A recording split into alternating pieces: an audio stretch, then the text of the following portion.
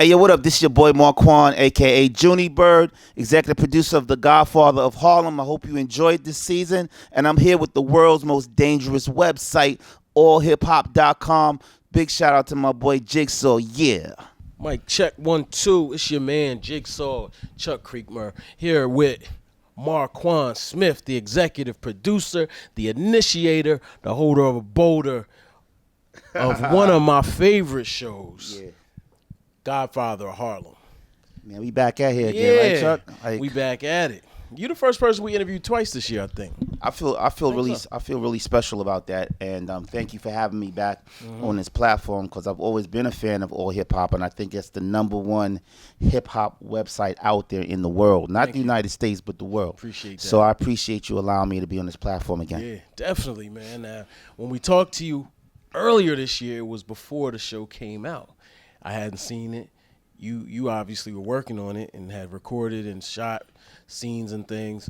What do you feel right now? How do you feel?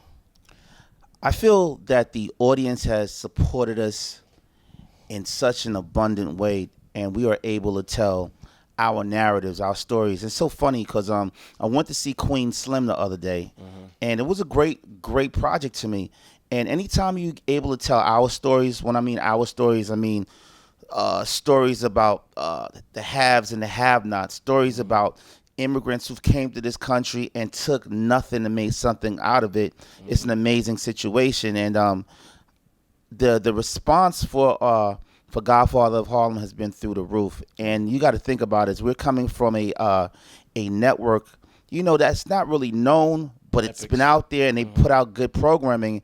And Michael Wright and ABC Signature, they gave us the opportunity to go out there and tell a story. And with the pen of Chris Brancato, who created Narcos, and Forrest Whitaker, and the rest of this amazing team.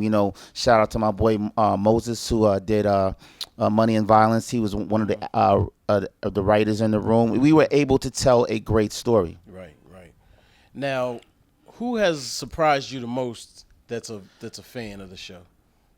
Oh man, when I saw DJ Khaled make that announcement, and he was just sitting in his mansion in Miami somewhere and saying, this is the best show on TV right there. That was an amazing.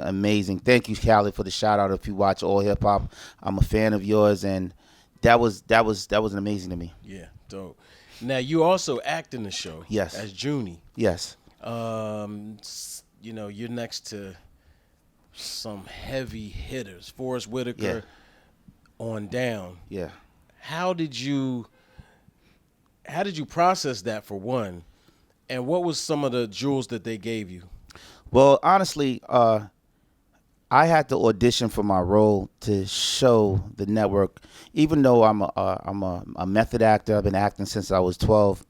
That really doesn't mean nothing, because you're an executive producer. You initiated the process and created this momentum to get a show done. That's on the other side of the fence. This fence, I had to prove myself as an actor, that I had the chops to go about doing it. And myself and Forrest, we sat down the whole summer and spent time together, and told me just to get into myself and be me. Because when you're on set and they say lights, camera, action, you're on set with amongst wolves. Yeah. You're on the set with a Giancarlo Esposito, who may go right then throw left, or you might have to duck and he hits you in the kidneys. You know what I'm saying? You on the set with Vincent D'Onofrio. You on the set with Forrest Whitaker. These are Academy Award winners, and you're in a sandbox with thespians. So I was able to learn a lot, incorporate and absorb, and become a sponge. So every day I was on set, I was just a sponge of knowledge. In terms of the storytelling parts of it, how involved were you with that? I was very involved, 100%. So what happened was I did tons and tons of research before the project was even greenlit at the Schomburg Museum in Harlem. And I did it along with a friend of mine. His name is Tony Gentry, and we put together a great a Google document. And I broke down every character, from Adam Clayton Powell to Malcolm X to Bumpy Johnson, doing interviews with OGs that were in Harlem at the time. And Margaret was alive at that time. That's Bumpy's granddaughter. And sat down with her and got hundreds of hours of conversation. And then, I was able, doing that research that was able to set up the blueprint for people in the writers' room to come in and get the knowledge of what I've learned from Bumpy. Yeah. And put it to pen. And then, Chris Brancato, who was the showrunner, and Paul Eckstein, they already had the environment down because they did the movie Hoodlum, like about I remember that 15 years ago. Yeah, with Lawrence Fishburne. Yep, absolutely. I actually went back and rewatched that. Oh wow, show, yeah, that movie. Got you. And it was, it's a different era, but it was interesting. It's more Cotton Club era. This is Bumpy post 1963, coming home from Harlem, civil rights, the movement era. How true to life is the relationship with Malcolm, Bumpy, and Adam Clayton Powell?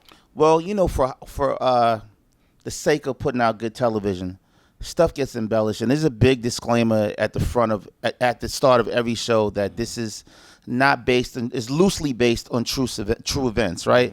From the stories that was told to me from Margaret Johnson, Malcolm used to come over the house every Sunday and play chess with Bumpy. And if you look on YouTube and you see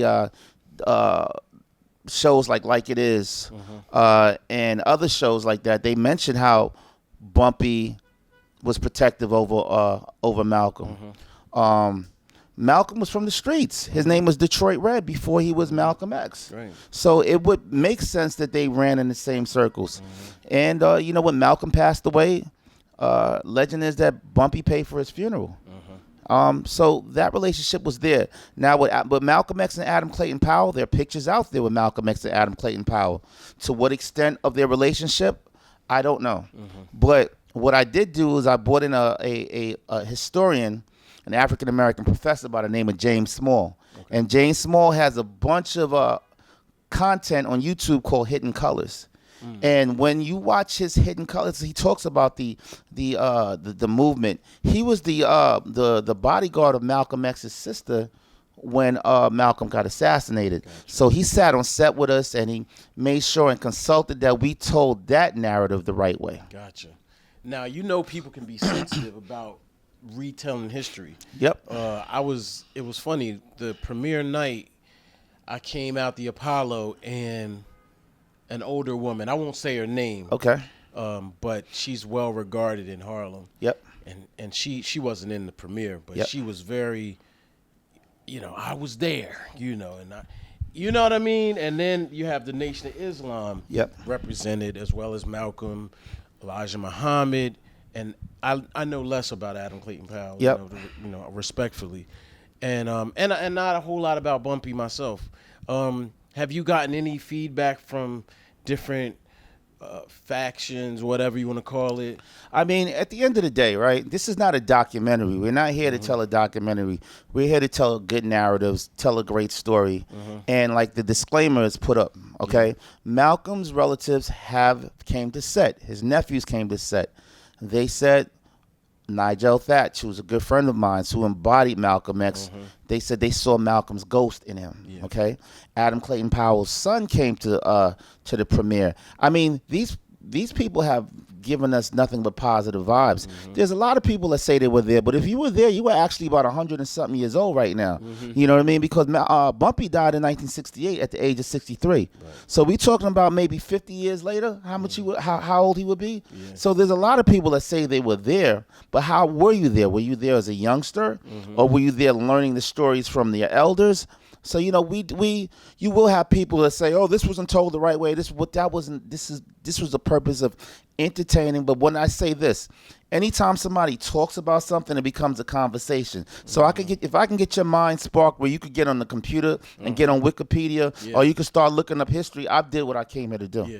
Oh yeah, you definitely did that with me. I mean, especially the parts where Muhammad Ali was represented. Yeah. I went straight to YouTube. I went down the whole rabbit hole. Yeah. I mean, all the Nation of Islam OGs, and I was like, wow, they hit the bullseye with that. I'm a big boxing fan too, so it was good to see that type of protection and unity.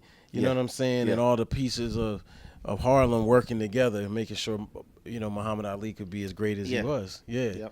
Yep.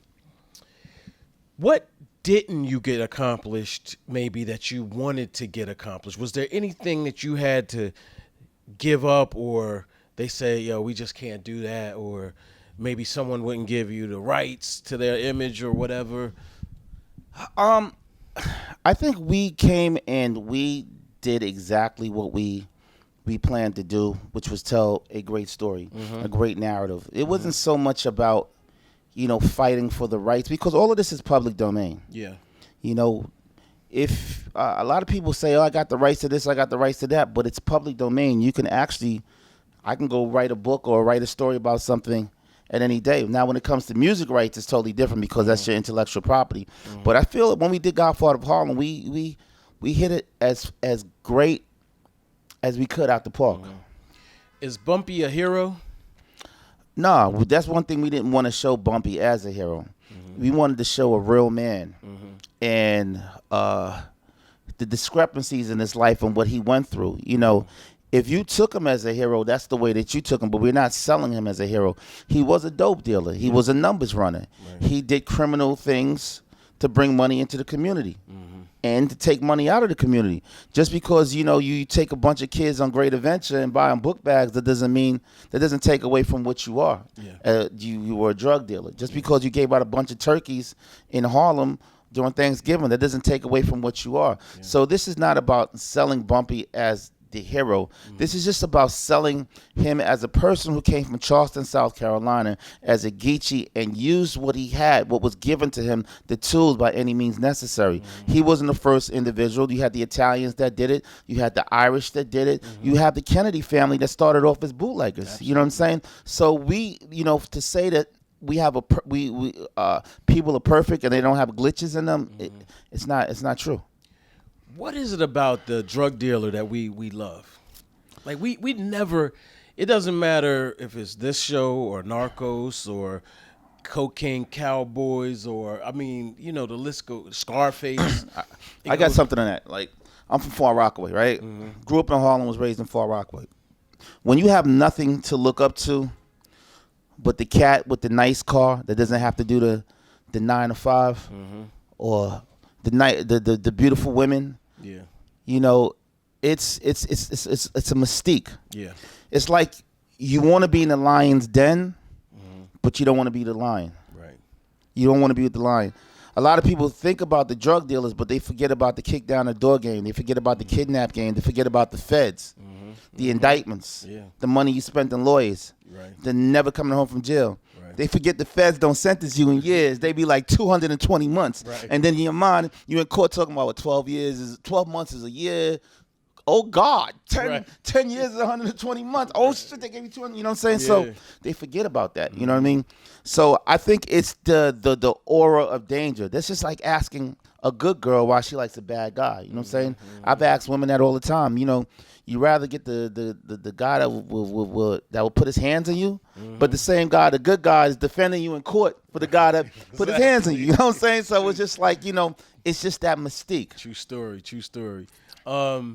How is this a victory for you personally? Now, we talked earlier about how long this took. Yeah. How many obstacles you faced.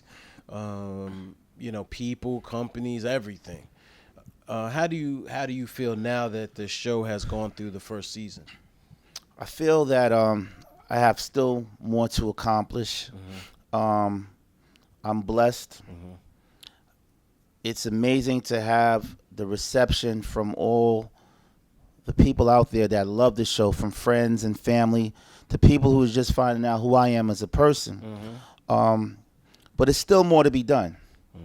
It's always going to be more to be done. As long as I have breath in my lungs, there's more to be done. I have some great projects I'm working on that I'm so excited about.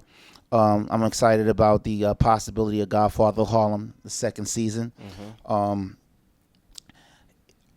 I guess what I could say is I'm a walking testimony. Never give up on your dreams. If you dream it, you could achieve it. I know it sounds so cliche-ish, but it's the truth, man. And I try to tell people all the time, chase your passion and your passion. It's up to you, man. And I decided to chase my passion, and this is where I'm at right now. I'm nowhere made it. Don't look at my breakthrough. Look what I've been through. But I just want to tell great stories and great narratives.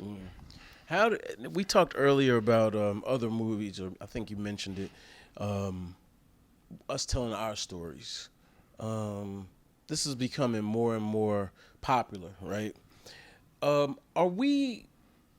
I think we're getting there, but are we able to tell our authentic story as they filter through traditional systems in Hollywood and other people's money and things like that? And that's what I was gonna say. This is my thought, right? The only way you can tell your story the right way, the way that you want to tell it, is if you fund it through your own personal investments or whatever. But anytime you walk into a studio or an office to have a meeting with the suit, they don't care about your story. Right. They care about that ROI.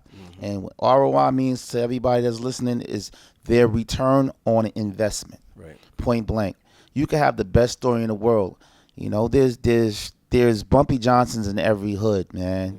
There's Alpos, there's people everywhere. You know what I'm saying? There's a drug dealer everywhere. So, you know, you could say, oh, my guy went through this and he did all that, but that doesn't mean anything to them. What they care about is their return on investment. What made this different? Was it that you walked with Forrest Whitaker in? What was the key difference with this one? It wasn't even, you know, Forrest played a big part, but like I said before, we got turned down by 3 networks. Yeah. What it was someone on the other side of that table believing in the project and saying, you know what, this story needs to be told, and that's Michael Wright over at Epix. Gotcha. He gave us the opportunity. ABC, it started with Patrick Moran and Tracy Underwood, and then it filtered down to Nancy Cotton and Michael Wright, you know, because this is not the typical story, the drug dealer story. The drug dealer runs off in the at the end and wins. This is a story about African American history. It has story with a sprinkle of Italians in it, you know. So to get someone to believe in that narrative, it takes someone with a great mind that understands the vision and is a visionary to make this happen. Have any Italians gotten mad at you? You know what? To be honest with you, Chris Brancato is Italian, so he penned it.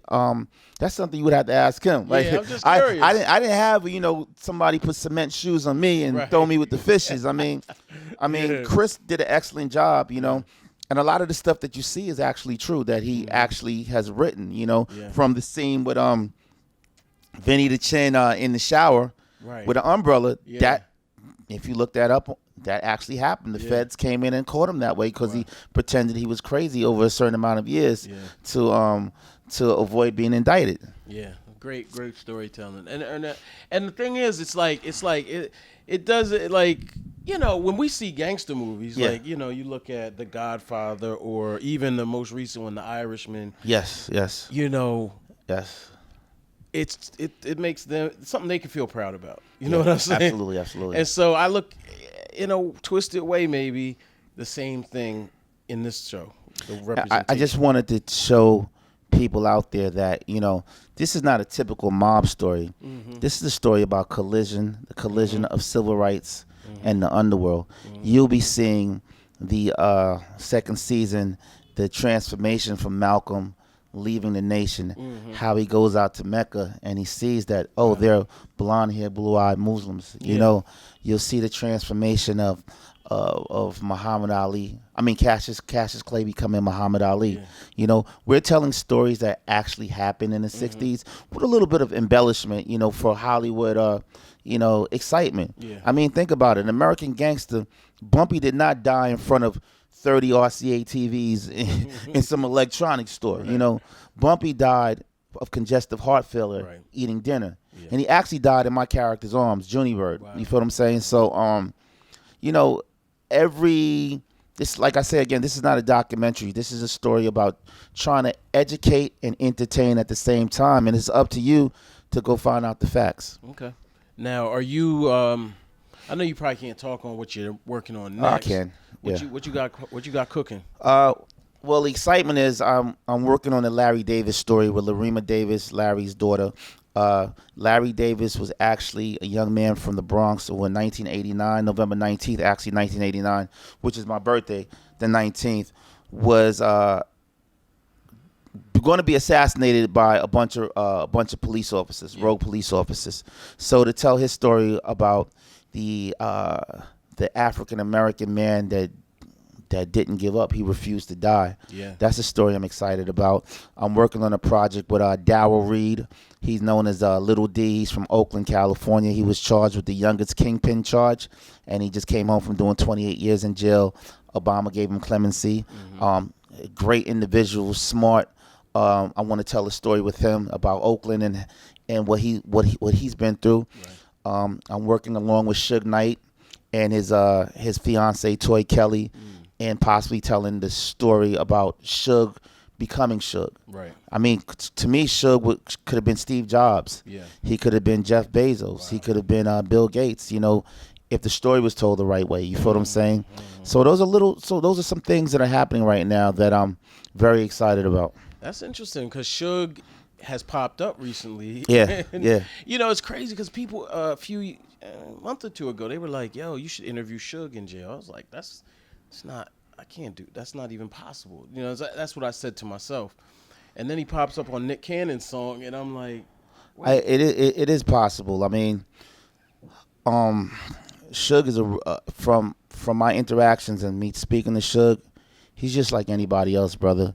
You know, it's so funny, right? A friend of mine, he's a white guy. He was like, hey, you better be careful with that Suge Knight. Oh, my God, he's dangerous. Yeah. I said, listen, man, I grew up around a bunch of Suge Knights. Yeah. You know who I'm scared of? The dude who have human ribs in his freezer, the Jeffrey Dahmers, and the Ted Bundys who got somebody's ankles and nuts trying to make spaghetti meatballs out of it. Those are the dudes I'm scared of. But Suge Knight is just an individual that took what was given to him and tried to make something about it. Other than that, he's been under a microscope. That's why he's bigger than life. You know what I mean? And he's a great person. For me, speaking to him and talking to him over the phone, himself and his fiance. How's his health? Suge told me this on the phone. He said, you know, sometimes things happen to you for a reason, and him being incarcerated, he found out that he had blood clots in his lungs, but it could have happened on the streets. You know what I mean? Right. So, yeah, he has a great story to tell, man, and a stand-up guy from my perspective, very stand-up. Okay, cool. So, in terms of, you know, moving forward, I mean, you got a lot on your plate. Yeah. What's like the advice? You know, I mean, there's so many people out here hustling, grinding, people making a way, a lot of people not making a way. Yeah. You've done something that a lot of people are dreaming about doing. What's the advice for them? Aside from keep your dreams alive, and you know what I mean? I'm gonna say this, like you have to protect your happiness. You have to find your inner peace, and protect your dreams. That's all you have, you know. It sounds real cliches, but it's the truth, man, because the only person, your biggest enemy is yourself. So if you say that you're going to do something, then you got to go out there and get it done and do it. Right. You know, there's no bunk beds in the graveyard. When I leave this world, I'm leaving by myself. Yeah. When you leave here, you're leaving by yourself. There's no VIP section. You can't say, yo, I'm about to leave. Give me a table. You know what I'm saying? I'm about to order a table for all my friends to come sit with me. It's not happening like that, man. So I tell people out there, always, if you're creators, always keep creating. If you're an actor, always make sure you keep exercising your muscle. Perfect your craft, whatever it may be. Whether you're a rapper, whether you're an actor, whether you're a writer, whether you're a doctor, you know, be the best that you can be, and that's how you exceed. I think patience is important too. Patience is important, but you know what? Patience is a virtue. And that's so real. I mean, it may not happen overnight for you. It may not happen 2 years from now, 3 years. I have people hitting me up all the time saying, yo, I need to get this on. What's good? It took me 18 years to get to this point right now. Yeah. Margaret Johnson has been dead for 3 years, 3 or 4 years. Her anniversary is coming up. You know, this has not been an overnight success for me. You've seen me. I worked at BET. I've sat in the corner and digitized videos. Lena Waite worked at BET. Wow, you know, she was a logger. You know what I'm saying? So I worked at BET. You worked at BET. Like, we all started from somewhere. We didn't just wake up and said, I'm gonna be an Issa Rae, or I'm gonna be a Lena Waithe, or I'm gonna be a Tiffany Haddish. If you listen to Tiffany Haddish's story, you saw what she had to go through, homelessness, you know what I'm saying, and things of that sort to be where she's at right now. So many people want the gratification right now, and they're not ready for the long haul. So if you're ready for that long haul, tie up your boots and get to walking. Yeah. Now I gotta pull this coat in the picture. I gotta pull this coat. This coat is the dopest. All right, Eric B from the legendary Eric B and Rakim might have you, because his coat is crazy. Okay, but this is definitely the second dopest coat I think I've ever come across in my life. So when you get done with it, just pass it over to me, and I'll rock it. You know, I just figured we talking about the Godfather. I gotta do some Frank Lucas shit and walk in here like you know. No doubt. New York is a beautiful town. Yes. You almost to me embody the city. Like, we have lost, so like it almost feels like New York is being just stripped away, torn away. I guess the question is, how are we gonna? I don't know what my question is. It's you know what I'm saying? It's like this, right? We are different. Mm-hmm. Our culture is different, but that's everywhere. It's just not New York. If you go to Detroit and Chicago, they both step, but one's called ballroom dancing, the other one's called stepping. Yeah. You go to Oakland and LA. An Oakland cat is different than an LA cat. Mm-hmm. New York, we just feel like we're the epitome of sports. Mm-hmm. Even though they just fired Fizdale, but you know what I'm saying? we the epitome of sports. We're the epitome of fashion. You know, I come from a place where, you know, there's a lot of roses that grow out the concrete. Mm-hmm. You know, R.I.P. to Stack Bundles. You know, R.I.P. to Chinks Drugs. You know, I come from a place where people come from doing 28 years, like 20 years in jail. Like my boy Sean Hartwell, you know, he has a movement called Who the Fuck Want to Go to Prison? Yeah. He's out of New Jersey. He's from Elizabeth. I just was on the phone with him, man. He's solid and amazing cat. He has matter of fact, he has some clothing line, some hoodies and sweatshirts where he put Bumpy Johnson's name on there, and it says "Who the fuck wants to go to prison," which is crazy for what he embodies, you know, and his son being incarcerated. You know, you got people like my boy Samson, you know what I'm saying, Samson Styles, who's trying to bring his narrative out about stopping the beef, stop the violence, you know, guns against wheelchairs, you know what I'm saying? It's just like, stop it because of how he was shot 7 times, you know. New York has these stories, these amazing stories, whether it's on the East Coast, you know. So it's just a special place here. And when Frank Sinatra said, if you make it here, you can make it anywhere, I truly believe that, man. You got to look at, you know, what other place did somebody come from Marcy Projects to be, you know, being on the Forbes list, you know? What other place that somebody comes from riding on a train all the way to Howard, from Howard University to intern at Uptown Records to being the mogul who he is, Sean Combs, you know what I'm saying? This is a place about hustle. It's a place about going out there to grab your dreams. What other person would come from BET to have the hottest website on, you know, allhiphop.com? My man Chuck Jigsaw, you know what I'm saying? So, you know, like, I love New York. I love everything what it is, man. It's funny, somebody from Detroit, I took a picture at Hot 97 and it said hustle harder. I took a picture with it.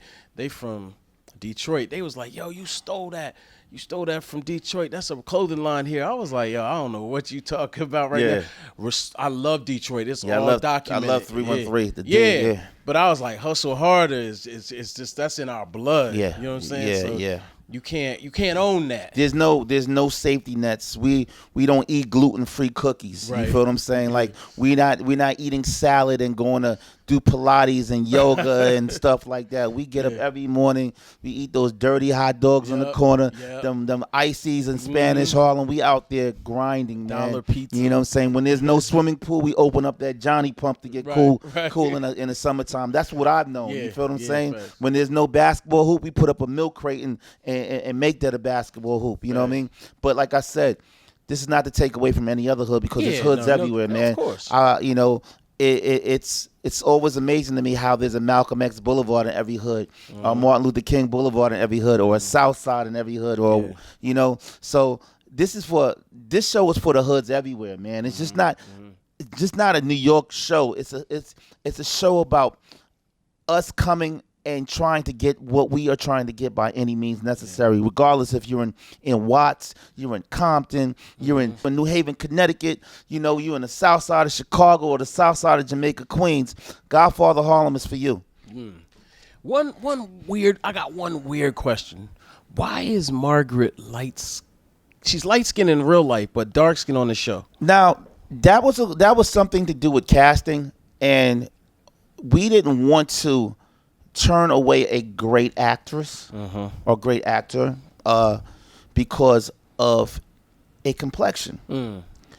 Demi is African American and she's dark skinned, but she's a beautiful, talented young lady who embodied Margaret. So there's certain things, like I said, that were embellished to formulate the story. It's about telling a good story. It's about telling having great actors and a great writers team, put the story together. Man, you did it.